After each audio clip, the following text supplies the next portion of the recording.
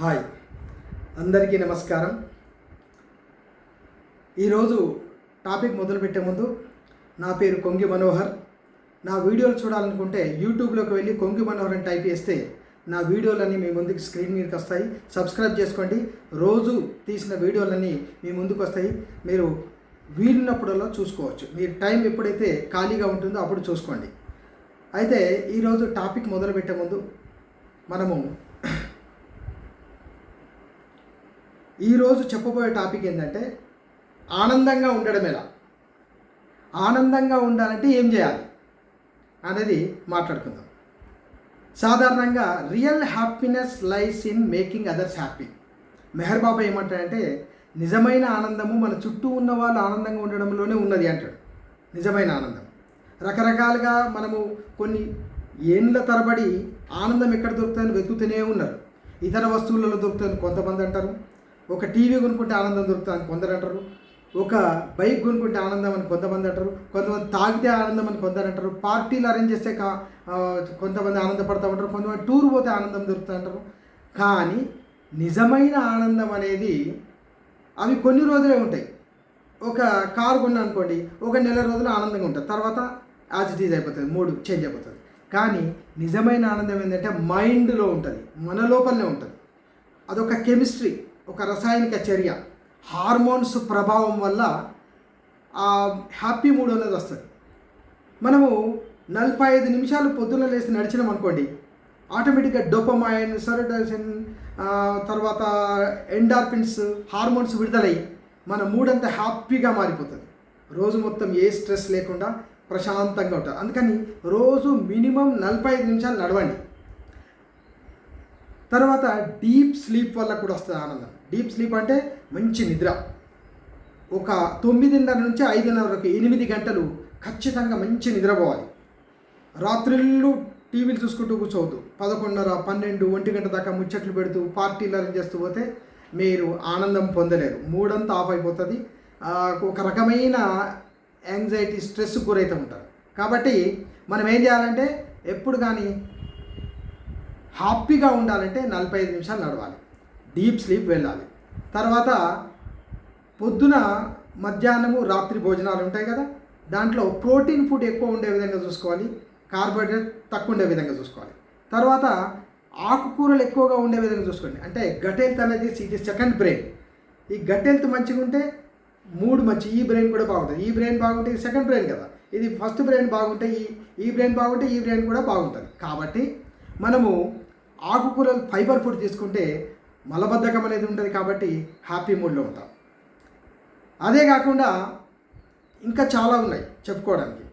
తర్వాత వాటర్ తాగడం, హైడ్రేట్గా ఉంచాలి, బాడీని ఎప్పుడు హైడ్రేట్గా ఉంచాలి. అంటే వాటర్, తగినంత వాటర్ తీసుకోవాలి. ఎంత వాటర్ తీసుకోవాలని చాలామంది అడుగుతుంటారు. 5 లీటర్లు, 10 లీటర్లు అంత అవసరం లేదండి.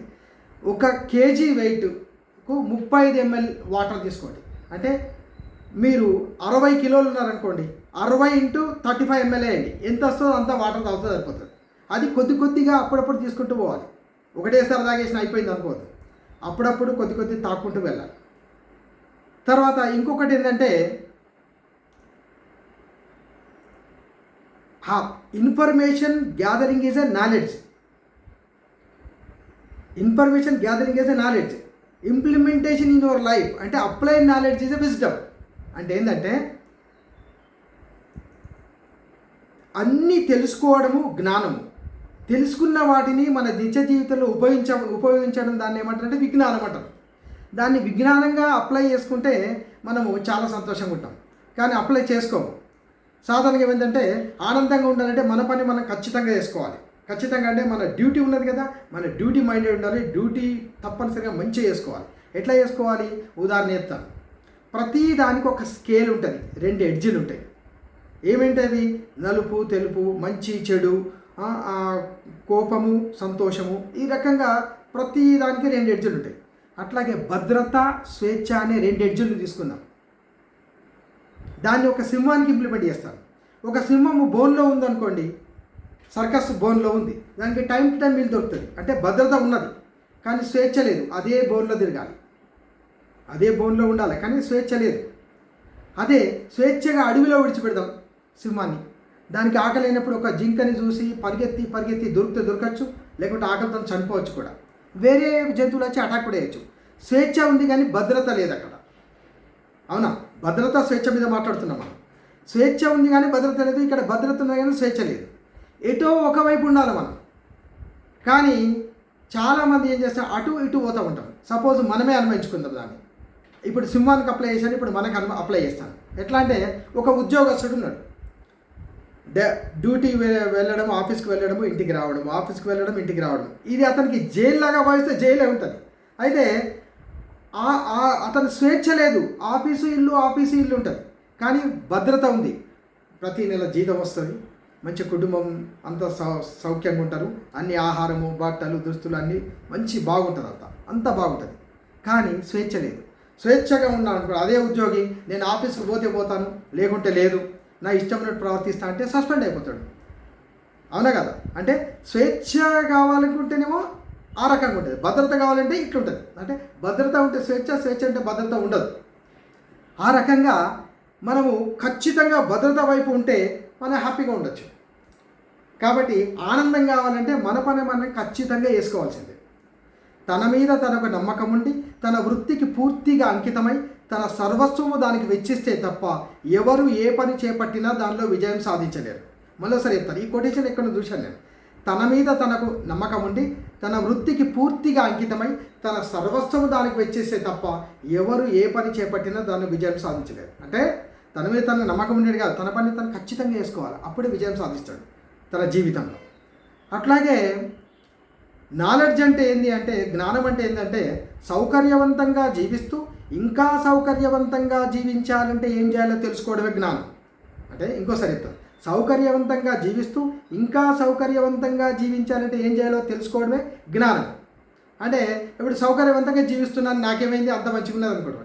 ఇంకా చూస్తే మనకన్నా సౌకర్యవంతంగా జీవించడం చూస్తే వాళ్ళని రీచ్ కావాలి అంటే మనం ఏం చేయాలి, మంచిగా హార్డ్ వర్క్ చేయాలి, దాంట్లో ప్యాషన్ ఉండాలి, పని చేయడంలో అన్నీ ఇంప్లిమెంట్ చేసుకుంటూ పోవాలి, క్రమశిక్షణ, అన్నీ హార్డ్ వర్క్ని, work more than you paid, అట్లా చేసుకుంటూ పోతే మనం కూడా ఇంకా సౌకర్యవంతంగా జీవించవచ్చు. తర్వాత ఇంకోటి ఏంటంటే, ఇంకో విషయం, మనము స్క్రీన్ టైం ఎక్కువ ఇస్తూ ఉంటాం. స్క్రీన్ టైం అంటే అది చూసుకుంటూ ఉన్నప్పుడు, టీవీ చూస్తున్నప్పుడు, సీరియల్ చూసేసి అంత నెగిటివ్ అనేది మన బుర్రలో ఎక్కిస్తూ ఉంటారు వాళ్ళు. ఆ నెగిటివిటీతో కూడా మన ఆనందం వెళ్ళిపోతుంది, ఆనందం పోతుంది. మనము ఎట్లా ట్రిగ్గర్ చేస్తే మైండ్ని అట్లాగే వస్తుంది.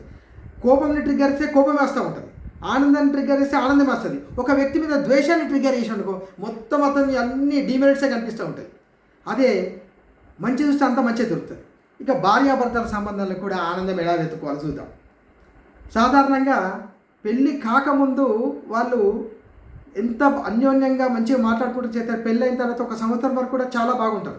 తర్వాత ఏమైతే కోపతాపాలు వ్యవహరిస్తూ ఉంటారు. ప్రేమ తగ్గిందా అంటే మన వ్యవహార శైలిలో మార్పు వచ్చింది అంతే.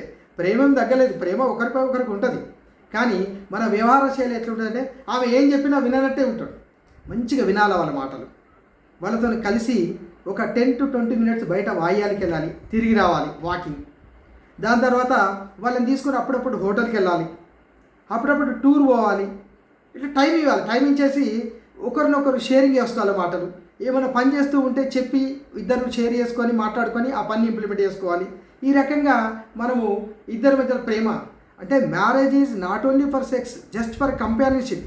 ఒక తోడు అంటే మనకు ప్రపంచంలో ఆప్త మిత్రురాలు, అందరికన్నా అతి దగ్గర మిత్రురాలు, వెరీ క్లోజ్ ఫ్రెండ్ ఎవరంటే భార్యనే. అందుకని భార్యని ప్రేమించాలి. తప్పేం లేదు. ఐ లవ్ యూ చెప్పండి ఒకసారి భార్యకు, తప్పేం లేదు. ఐ లవ్ యూ చెప్తే ఏమి అరిగిపోం కదా. ఐ లవ్ యూ చెప్పండి, హగ్ చేసుకోండి, అమ్మ మీ ప్రేమను వ్యక్తం చేయండి. మీ లోపల నాకు ప్రేమ ఉంది కానీ నేను వ్యక్తం చేయలేకపోతున్నా అంటే తప్పు. మళ్ళీ ఫాల్ట్ ఫైండింగ్ నేచర్ కూడా భార్య భర్తల మధ్య ఉండదు. ఫాల్ట్ ఫైండింగ్ అంటే ప్రతిదానికి తప్పులు తీస్తూ ఉంటారు. నీవు ఇట్లా చేసినావు, నువ్వు అట్లా చేసినావు, నేను ఇట్లా చేసినా అని ప్రతిదీ ఫాల్ట్ ఫైండింగ్ నేచర్ అంటే కూడా తప్పైపోతుంది. తర్వాత ఇంకొకటి, కొద్ది మందిలో ఆడవాళ్ళని కానీ మగవాళ్ళని నేను గమనిస్తూ ఉంటాను. ఏంటంటే ఎప్పుడు పొగడతలే కోరుకుంటూ ఉంటారు, విమర్శలు అస్సలు కోరుకోరు. అసలు నిజమైన మిత్రుడు ఎవరంటే విమర్శించేవాడే. ఎవరైతే ఎప్పుడు పొగుడుతుంటారో ఖాళీ చెంచుతో మనకు తినిపిస్తున్నాడు అన్నట్టు, అది గమనించాలి మనం, అది అబ్జర్వ్ చేయాలి. కానీ పొగడగానే పొంగిపోవడము, తిట్టగానే కుంగిపోవడం అంటే నీ రిమోట్ కంట్రోల్ వేరే వాళ్ళ చేతిలో పెట్టామన్నట్టు. అంటే నీ గురించి నీకు తెలియదు, ఏం నువ్వు ఎలాంటి వాడో నీకు తెలియదు. వేరొకళ్ళు వచ్చి చెప్తేనే నీ గురించి తెలుస్తుందంటే వెరీ పూర్ థింకింగ్ మీది. అంటే మీరు ఏంటంటే ఒకళ్ళు వచ్చేసి ఆహా మీరు ఎంత గొప్పవాళ్ళు, మీరు ఎంత మంచి వాళ్ళు అనేసరికి ఆహా అని చెప్పేసి ఇట్లా పొంగిపోతూ ఉంటారు. నువ్వు మనిషివేనా అని బెదిరియగానే కుంగిపోతూ ఉంటారు. ఒక రోజు ఎవరితో మాట్లాడరు, ఇంట్లోకి వెళ్ళి బయటకు వెళ్ళరు. అది తప్పదు. రిమోట్ కంట్రోల్ వేరేళ్ళ చేతికి ఇవ్వద్దు. అంటే మన గురించి మనకు తెలుసు కదా. మళ్ళీ సలహాలు అడిగేటప్పుడు కూడా మనకన్నా తెలివి తక్కువ వాళ్ళని సలహాలు అడగద్దు. అడిగితే వాడికి తెలిసిన నాలెడ్జ్ మనకి ఇంప్లిమెంట్ చేస్తూ ఉంటాడు. మనం కూడా అమ్మలక్కలతో మాట్లాడినట్టు మాట్లాడుతున్నారు ఆడవాళ్ళందరూ. చదువుకున్న వాళ్ళతో చదువుకున్న వాళ్ళు ఆ సలహాలు తీసుకుంటూ ఉంటారు. అంటే దీనివల్ల ఏమవుతుందంటే వాళ్ళకు తెలిసిన నాలెడ్జ్ని మీపై రుద్దుతున్నారు అన్నట్టు. అంతేనా కదా. మనకన్నా తెలివైన వాళ్ళని అడిగితే మంచి ఆన్సర్ వస్తుంది. తర్వాత ఇంకోటి ఏంటంటే మనము 6:30 తర్వాత భోజనం చేయొద్దు. 6:30 తర్వాత భోజనం అయితే కలత నిద్ర ఉంటుంది, అంటే నిద్ర సరిగా ఉండదు. ఒక ఏజ్ గ్రూప్ వాళ్ళు 6:30 తర్వాత అసలు 35 నుంచే నన్ను అడిగితే 35 నుంచే 6:30 తర్వాత ఎలాంటి భోజనం చేయొద్దు. మార్నింగ్ ప్రిన్స్ లాగా తినాలి, అంటే రాజకుమారు లాగా. మధ్యాహ్నం రాజులాగా తినాలి, ఒక కింగ్ లాగా. తర్వాత రాత్రికి బెగ్గర్ లాగా తినాలి. దొరికితే తింటాం, లేకుంటే లేదన్నట్టు ఉండాలి. ఆ రకంగా ఉంటే ఏమంటే గట్ హెల్త్ మంచిగా ఉంటుంది. ఆ గట్ హెల్త్ మంచిగా ఉంటే అన్నీ బాగుంటాయి. కాబట్టి మనం ఎప్పుడు కానీ